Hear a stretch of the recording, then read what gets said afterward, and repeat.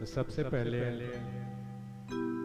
आप सबके भीतर विराज रहे प्रभु परमेश्वर को प्रणाम करता हूँ। आप सबके रूप में प्रकट प्रभु परमेश्वर को प्रणाम करता हूँ। देखो, ये औपचारिकता नहीं है जो मैंने की। आप कहेंगे महाराज स्वामी जी आपको सदगुरुदेव कह रहे हैं और आप हमें प्रणाम करके हमें पाप का भागीदार क्यों बना क्यों? ऐसा नहीं है महाराज। स्वयं गोस्वामी जी ने कहा, अभी पिछले सत्संग में देवरिया जिले में मैंने थोड़ी चर्चा की, सिय राम मैं सब जग जानी करहु प्रणाम जोरी जुग पाता। सारे जगत को सबको सीताराम का स्वरूप जानकर मैं दोनों हाथ जोड़ के प्रणाम करता हूँ।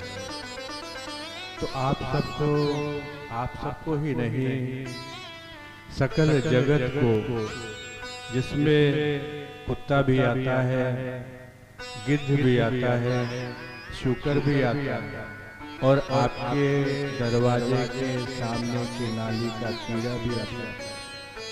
गोस्वामी जी सबको प्रणाम कर सकते हैं। तुम आप सब तो मनुष्य रूप में प्रकट हैं, मैं आपको प्रणाम करूं मेरे जैसा तुच्छ जीव, इसमें बड़ी बात है। देखो,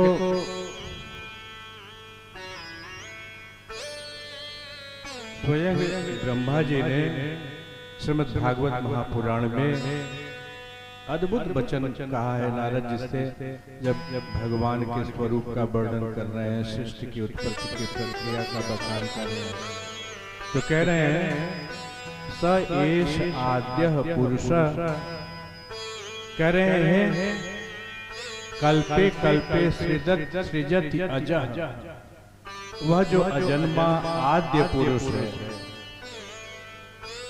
आदि पुरुष है, वो आदि देव है। अर्जुन जी जब 11वें अध्याय श्रीमद् भगवद गीता में भगवान की स्तुति करते हैं तो कहते हैं त्वम आदि देव पुरुषः पुराण।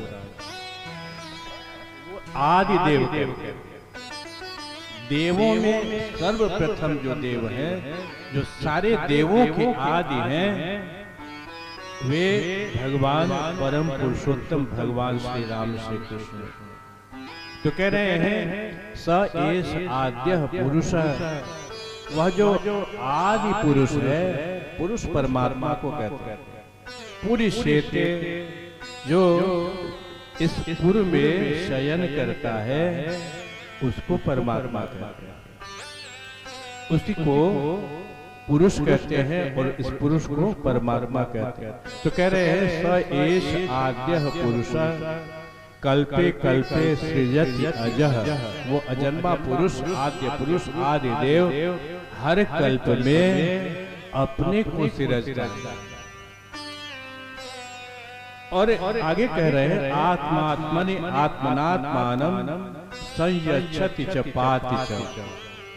आत्मा मने स्वयं को सृजता, आत्मा आत्मनि मने स्वयं में सृजता, आत्मना माने स्वयं के द्वारा सृजता, आत्मानम माने स्वयं को सृजता।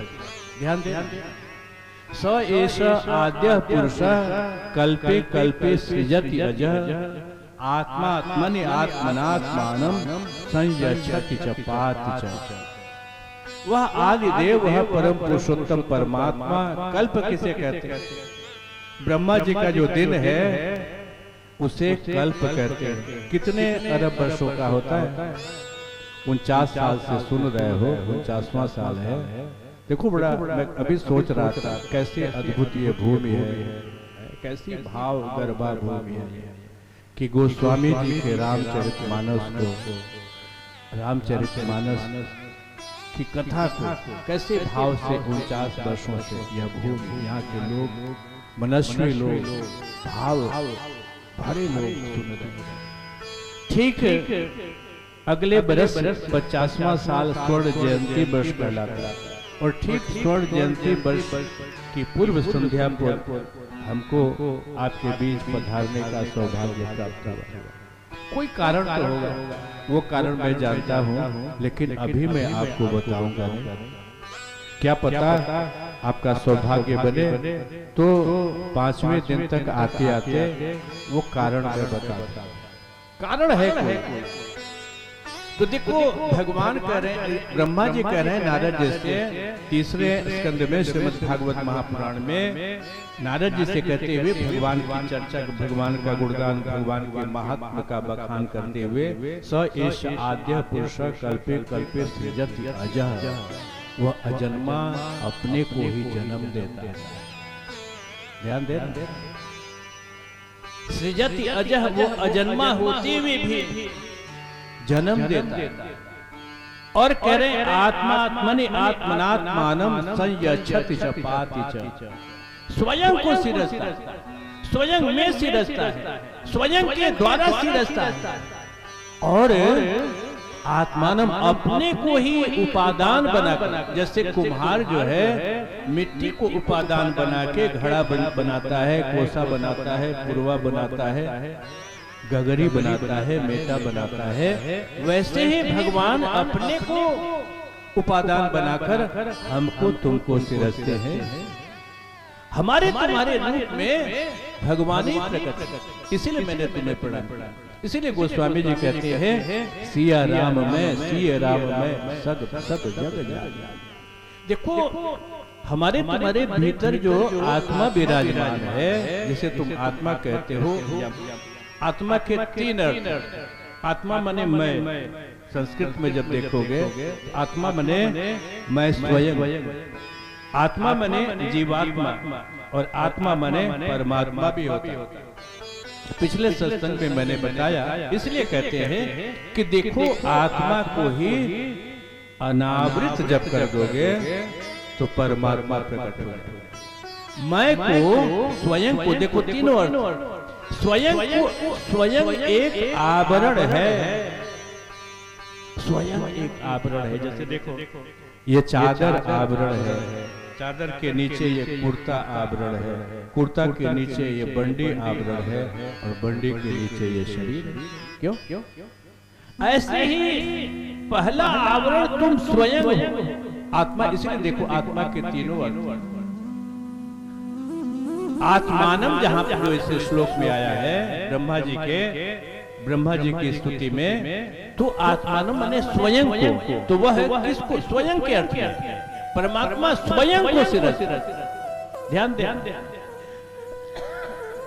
तो आत्मा का पहला अर्थ है स्वयं।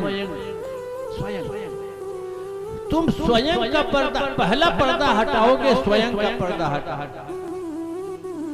तो फिर जीवात्मा का पर्दा, और जीवात्मा का पर्दा हटाओगे तब जाके नीचे परमात्मा प्रकट होगा।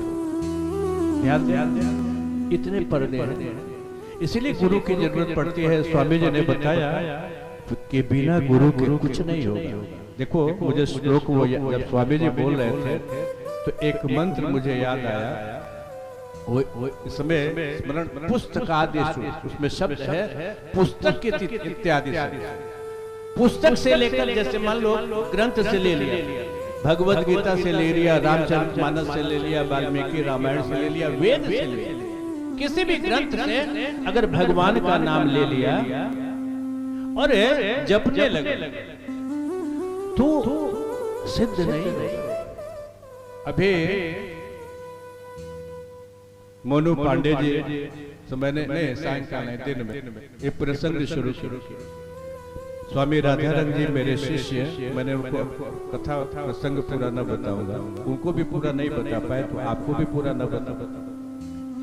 इन्हीं के साथ मेरे एक और शिष्य हुए, ये गौर वर्ण थे, इनका नाम मैंने रखा राधा रंग। राधा जी का रंग कौन होता है? राधा जी का रंग जो है, वर्ण जो है तप्त कांचन का वर्ण। जैसे सोना जो है स्वर्णकार बंधु जब आग में पिघलाते हैं तो जो सोने का रंग आता है तप्त कंचन वर्ण है राधा रानी केशरी विग्रह, इसलिए इनका नाम रखा राधा रंग। और वो श्याम वर्ण के थे, श्याम सुंदर के, श्री रामचंद्र के वर्ण के थे, इसलिए उनका नाम श्याम। ऐसे कहीं मेरा सत्संग हुआ 20 साल पहले, और उन्होंने ऐसे संयोग से उस दिन मैंने नाम की महिमा ही ज्यादा गाई और नाम उन्होंने ले लिया मुझे सुन के, और इतना जपाए 24 के 24 घंटे लगातार जपते। और देखो गुरु नहीं, गुरु नहीं, मुझे गुरु रूप में आकर स्वीकार नहीं। बहुत सिद्ध हुए महाराज, बहुत गहराई, बहुत ऊंचाई, बहुत श्रेष्ठता प्राप्त, लेकिन थोड़ा सा संसार का बंधन हुआ। संसार मां के रूप में, ध्यान दें, माया मां के रूप में प्रकट हुई। देखो कभी वो स्वामी जी भागवत की जब कथा कहेंगे तो उसमें भी वर्णन है कि जब ध्रुव उपासना तपस्या प्रारंभ करते हैं नारद जी को गुरु बना के, क्या मंत्र दिया नारद जी ने, कौन बताएगा? 49 सालों से राम कथा सुनने, इसलिए सवाल पूछने का मुझे बार बार हक है। स्वामी जी तो प्रश्न कम करते हैं, इन्होंने भी एक प्रश्न कर दिया तो मेरा भी मन हुआ कि आपसे प्रश्न पूछता चला। टीचर जब पढ़ा लेता है वो भी 48 साल तक पढ़ा चुका, मैंने नहीं पढ़ा, किसी और टीचर ने, कितने टीचर्स ने पढ़ाया। तो अब मैं आया हूँ आपको सिखाने पढ़ाने, तो आपसे सवाल कि क्या क्या महाराज कौन सा मंत्र है, कौन बताया? ध्रुव जी को नारद जी ने कौन सा मंत्र दिया? कोई बोले, हाथ उठाए। हाँ, ओम नमो भगवते वासुदेवाय। प्रहलाद जी को नारद जी ने कौन सा उपदेश, कौन सा मंत्र दिया? आप ना बताएं, कोई दूसरा बताए, कोई दूसरा बताए, हाथ उठाए। वही मंत्र देवराह बाबा कौन सा मंत्र देते थे? सर्वाधिक यही मंत्र देते थे, द्वादशाक्षर मंत्र। तो द्वादशाक्षर मंत्र दिया, और जब एकांत वन में, विजन वन में ध्रुव जी साधना करने लगे तो माया जो है मां के रूप में प्रकट, रोती हुई मां, रोती हुई, उनकी माता का नाम अब न पूछूंगा, सुनीति, रोती हुई दिखाई दे रही है सामने। 5 वर्ष का बालक तपस्या कर रहा है और देख रहा है कि माता सुनीति कलप रही है सामने, बेटे तुम यहाँ वन में ऐसे बिना खाए पिए पड़े हो, मेरी आंख झर रही है और मैं तुम्हें ऐसे नहीं देख सकती। ये तमाम जंगली भयंकर जानवरों से आच्छन्न वन में तुम नन्हे से बालक को इस तरह से एकांत वन में तपस्या करते हुए मैं देख नहीं सकती। मेरे प्राण निकल रहे हैं, मेरे प्राण हाहाकार कर रहे हैं। मेरे बच्चे अगर तुम मेरे साथ नहीं चलोगे तो यहीं मैं प्राण दे दूं। क्या क्या तो माँ के रूप में भी माया प्रकट होती है। इसलिए स्वामी जी ने गोस्वामी जी का एक मंत्र बताया। किसने वो मंत्र दिया है? वो मंत्र का उपदेश किसने दिया है? स्वयं भगवान श्री रामचंद्र। कौन सा मंत्र बताया? जननी जनक बंधु सुत दारा, तन धन भवन सुहृद परिवारा, सब कर ममता ताग बटोरी, मन मम पद मन बांधि बर डोरी। उसमें पहला नाम किसका है? जननी का, माता। माता भी बंधन बनती है, माता भी बंधन बनती है। माता वरेण्य है। तैत्तिरीयोपनिषद में प्रसंग आता है कि देखो पुराने जमाने में, आज तो स्नातक किसको कहते हैं? जो बीए कर ले, बीएससी कर ले, उसको स्नातक कहते हैं। पुराने जमाने में जब गुरु गृह से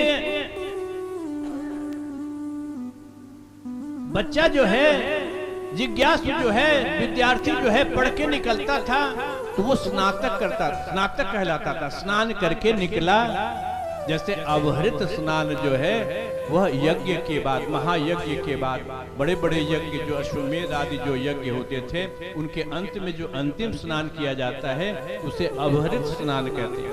वैसे ही जब विद्यार्थी गुरुकुल से पढ़ के निकलता था अंतिम स्नान करके और गुरु के चरणों में अंतिम उपदेश के लिए विराजता था, तो उसे तब स्नातक कहते थे। तो स्नातक जब विदा लेता था तो पुराने जमाने में 3-4 प्रथम उपदेश थे। उसमें पहला ही उपदेश था मातृदेवो भव, दूसरा था जानते होंगे आप पितृदेवो भव, तीसरा क्या था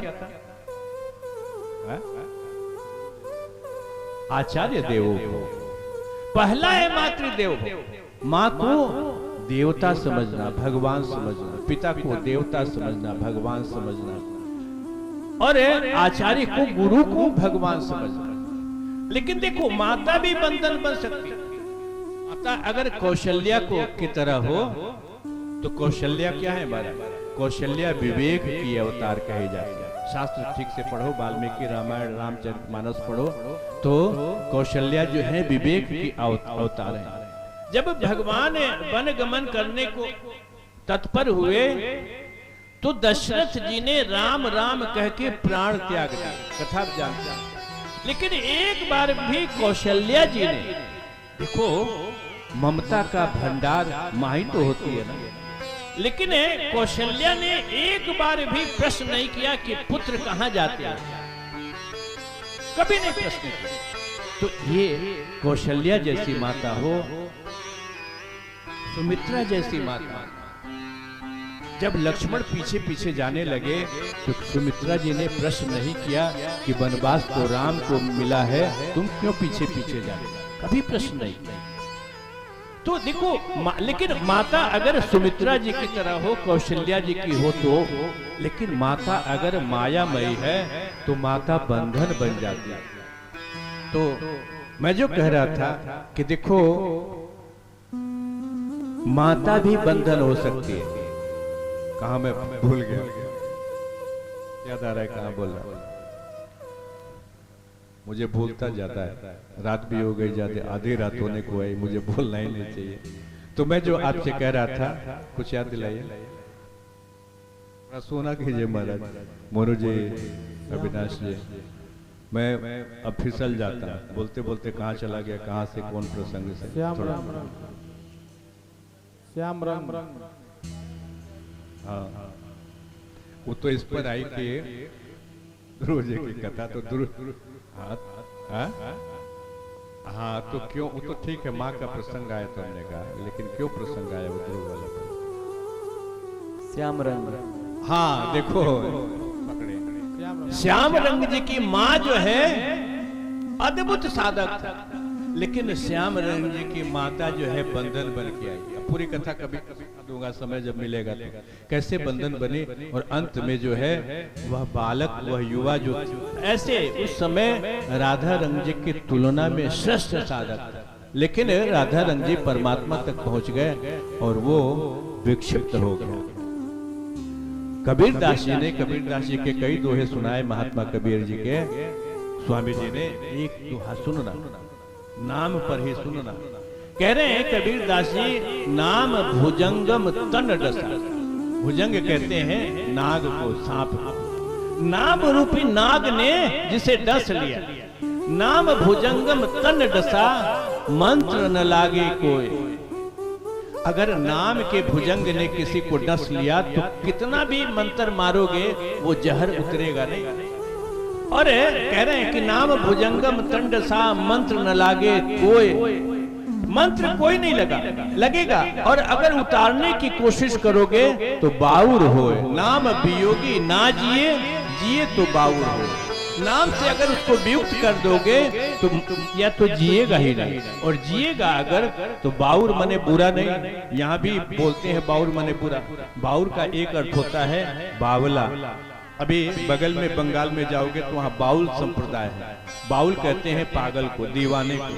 तो अगर नाम से उसको वियुक्त कर दिया तो वो पाप हो जाएगा। नाम से उसकी माता ने उसको वियुक्त किया तो पागल हो जाएगा महाराज। इसीलिए गुरु करना बड़ा जरूरी है, लेकिन गुरु भी योग्य होना चाहिए। अभी मुंडकोपनिषद का एक मंत्र पढ़ा, 2 मिनट में बस उसकी चर्चा करके मैं बात करूं।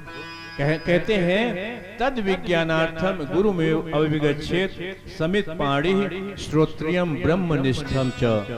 कह रहे हैं, वेद कहते हैं तद मने भगवान को जानने के लिए, राम को जानने के लिए, कृष्ण को जानने के लिए, परम तत्व को पाने के लिए, परमात्मा का ज्ञान, परमात्मा का बोध, परमात्मा की कृपा, सच्चिदानंद को जानने के लिए, परमानंद, अंतिम आनंद, अक्षय आनंद को पाने के लिए गुरु के पास, गुरु एव, गुरु के पास ही, और कहीं नहीं, गुरु के पास ही जाना चाहिए। समित पाणी, समित मने समिधा, पाणी मने हाथ, समिधा की लकड़ी हाथ में लेकर, जैसे देखो माता लोग ये लगाती है तो ये प्रतीक है कि ये स्त्री सधवा है। इसी ढंग से ऐसे जो ऊर्ध्व पुंड लगाते हैं तो ये प्रमाण है, प्रतीक है, पहचान है कि हम वैष्णव हैं। तो इसी ढंग से समित पाणी, पुराने जमाने में ज्ञानी के पास, गुरु के पास कोई अगर समिधा की लकड़ी हाथ में लेकर पहुंचता था तो वो प्रतीक होता था हम साधिमाम प्राम, कि मैं तुम्हारा शिष्य बनने को आतुर हूं, मुझे स्वीकार करो, मैं तुम्हारी शरण कहता हूं। ये प्रतीक होता था। तो समित पाणी, शरणागत हो के गुरु के पास जाना चाहिए, लेकिन गुरु कैसा हो, श्रोत्रियम ब्रह्मनिष्ठम च। पहले ये कहा कि वो श्रोत्रिय हो। श्रोत्रिय माने क्या होता है? श्रुति से श्रोत्रिय बने। श्रुति माने वेद, ध्यान देना, पुराण सर्वश्रेष्ठ है लेकिन फिर भी वेद नहीं। रामचरितमानस महानतम है लेकिन फिर भी वेद नहीं। वाल्मीकि रामायण वेदों का ही उपब्रह्मण है लेकिन फिर भी वेद नहीं। वेद वेद ही है। हो गया बाबा। तो जो वेद को नहीं जानता, श्रोत्री माने जो वेदज्ञ है, वेद को जानता है, उसी को गुरु बनो। लेकिन वेदज्ञ भी हो और परमात्मा का अपरोक्ष ज्ञान नहीं किया हो, परमात्मा में अवस्थित न हो गया हो, स्वयं परमात्मा रूप न हो गया हो, तो भी उसे गुरु न बना। शाब्दे परे च निष्णाता, श्रीमद् भागवत महापुराण में 11वें स्कंद में इसलिए कहा कि शाब्दे माने शब्द ब्रह्म, यानी शब्द ब्रह्म कहते हैं, गीता को नहीं कहते, वेद को कहते हैं। वेद में निष्णात हो और पर माने परम तत्व पर से कहा, गुरु को पर ब्रह्म कहा, तो उस पर ब्रह्म में भी जो निष्णात हो का, जिसने अपरोक्ष ज्ञान प्राप्त कर लिया हो, उसी को गुरु बनाओ। दोनों में जो निष्णात हो उसे किसी को भी न गुरु बना लो। कोई भी महाराज ब्राह्मण देव मिले, पोथी पढ़ रहे हैं, रामचरितमानस कुछ याद है, 200 चौपाई याद है, 50 श्लोक याद है, तपस्या नहीं है, साधना नहीं है, जीवन होम नहीं किया है, जीवन सर्वांग संपूर्ण परमात्मा के लिए जो समर्पित कर देता है, परमात्मा उसे तक ध्यान देना। और जिसने सारा का सारा जीवन परमात्मा को समर्पित नहीं किया है, संसार से सारी आसक्तियों को निचोड़कर निर्मान मोहा, जो मान से सम्मान से परे हो गया हो, विनिवृत्त कामा, सारी कामनाओं से जो निवृत्त हो गया हो, और दुख और सुख इत्यादि दोनों जो संज्ञाएं हैं उनसे मुक्त हो गया हो, वह परम पद को प्राप्त करता है। 15वें अध्याय में भगवान गीता में कहते हैं। तो ऐसा जो ज्ञानी है, जो जिसने वेदों का पारगामी, सारे उपनिषदों का सार जिसने ग्रहण कर लिया है, मर्म भेदन कर लिया है और परमात्मा में प्रविष्ट हो गया है, वही गुरु बनने का अधिकारी है। और ध्यान देना, जितने गुरु हैं भारत भूमि में 99.99999 जितना चाहो जोड़ लो, उतने गुरु नकली ही है। ध्यान देना। इसलिए सच्चा अगर गुरु नहीं है, वो वेदज्ञ नहीं है और परमात्मा को प्राप्त नहीं है, तो गुरु बदलने का तुम्हें हक है। ध्यान देना। असंख्य जन्मों में अनंत जन्म हुए तुम्हारे, और अनंत जन्मों में तुमने अनंत गुरु बनाए हैं। और इस जन्म में भी अगर झूठे को गुरु बना लिया, वेदज्ञ नहीं है और परमात्मा को नहीं किया है, प्राप्त नहीं किया है, तो छोड़ दो उसे। गोस्वामी जी कहते हैं, संजोग से मुझे चौपाइयां कम याद है, कि अगर गुरु ऐसा है तो तुम्हें अपने साथ साथ लेके नरक का गामी होता है। तुम्हें भी ले जाएगा। इस बार इसलिए जाओ। गोस्वामी जी ने कहा कि अपने अपने गुरुदेव को प्रणाम करो।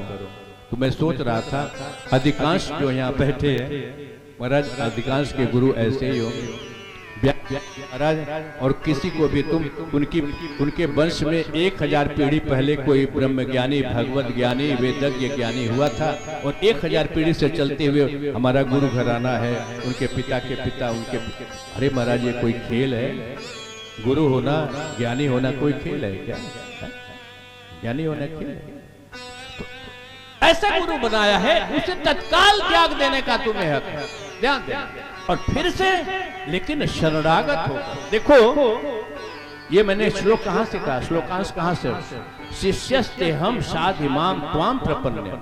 कह रहे हैं, अर्जुन जी कह रहे हैं दूसरे अध्याय श्रीमद् भगवत गीता में कि ऐ कृष्ण मैं तुम्हारा शिष्य हूं। शिष्यस्ते हम, शादी माने मुझे उपदेश करो, त्वाम प्रपन्नम मैं तुम्हारी शरण गहता हूं। तुम जानते हो कि अर्जुन और श्री कृष्ण ममेरे फुफेरे भाई हैं। तुम जानते हो कि अर्जुन और श्री कृष्ण साले बहनोई हैं। तुम जानते हो कि श्री कृष्ण के परम सखा अगर कोई है तो वो अर्जुन है।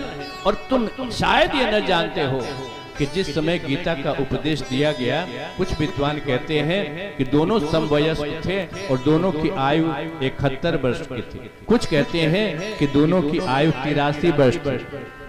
अगर तुम 81-83 के बीच में 77-78 मान लेते हो, बताओ 77-78 साल तक दोनों समवयस्क ममेरे फुफेरे भाई, घनिष्ठतम प्रेम, और ऐसे अर्जुन को कब जाके उपदेश भगवान से, वो भी साक्षात पूर्ण पुरुषोत्तम वंदे कृष्णम जगत गुरु परमात्मा परमेश्वर श्री कृष्ण से उपदेश प्राप्त करने का सौभाग्य कब मिला?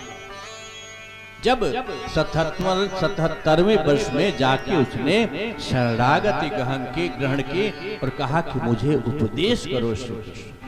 तो देखो गुरु ऐसा जब मिल जाए तो शरणागत हो जाए।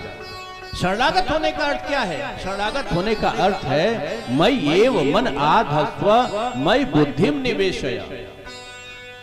श्रीमद् भगवत गीता में भगवान कहते हैं कि मन मुझी में लगा दो और बुद्धि भी मुझी में लगा दो।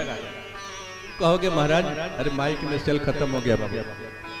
तुम कहोगे महाराज श्री कृष्ण भगवान और राम जी मुझे मिलेंगे कहाँ कि मैं उनमें मन लगा दूं और बुद्धि लगा दूं? मिलेंगे क्या?